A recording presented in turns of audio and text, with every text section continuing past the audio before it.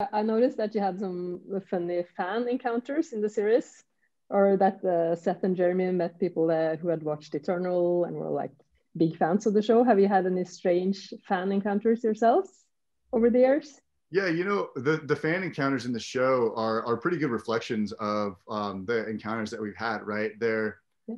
We don't consider them to be sort of strange or awkward really in the moment. It's sort of more after you sort of walk away and you download what was said that you're like, oh, was I awkward? Or did they just ask me if I was still acting? Does that mean that they literally don't know if I act anymore? Is that how long it's been since I got a job? Because things that are said, they're not meant to be said in a mean way or anything like that. It's just an honest question. And we just think it's so hilarious that can be the question sometimes. And we think it's even funnier that it might sting a little bit, right?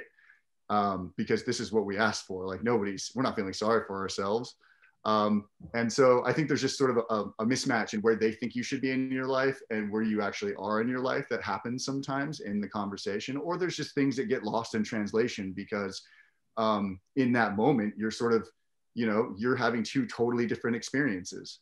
And so we just wanted to play with that. And, we think there's a lot of humor there. We're not laughing at that situation. We're really just laughing at the fact that it even happens in the first place, right? It must be hard getting used to maybe in the beginning when you have had your breakthrough and everything is new. Is it strange that people just come over to you and feel like they know you? A little bit, yeah. I remember in a couple of ways, whether it was, the first time somebody comes up and asks for an autograph, or seeing somebody that you watched growing up on TV, and maybe you're at some sort of event or something, and they come over and say hello, and you're like, oh my God, I've been watching you on TV for 15 years. But I will say that there's the thing that I find funny, and I could say that this actually happened to me in Norway. I was in Bergen, Norway one time. Yeah, cool. And I was on a like a gondola, a lift that took us up to the top of the hill. And you could, across from me, somebody was trying to figure out like if they knew this person or why, this person looked very familiar. But the last thing that they thought, it was going to be somebody that they saw from TV, because it was just too random. Like we're in Norway, and this person that I watch is from an American show that's in California. Like there's no way they're sitting in this room with me right now. And then you can kind of see that they're going through the process of like, well, maybe I should just ask, and then kind of building up that confidence. So I think sometimes there's been some funny situations in a foreign country in the middle of nowhere where somebody might spot you and be like, wait a minute, no.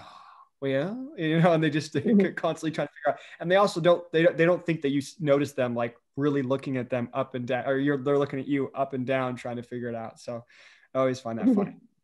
Yeah, they probably don't expect to see someone in their own hometown or anything. Yeah. And then trying to with a language barrier gets me. Sorry, James, what'd you say? I was going to say that saying, what are you doing here? Like we a few times.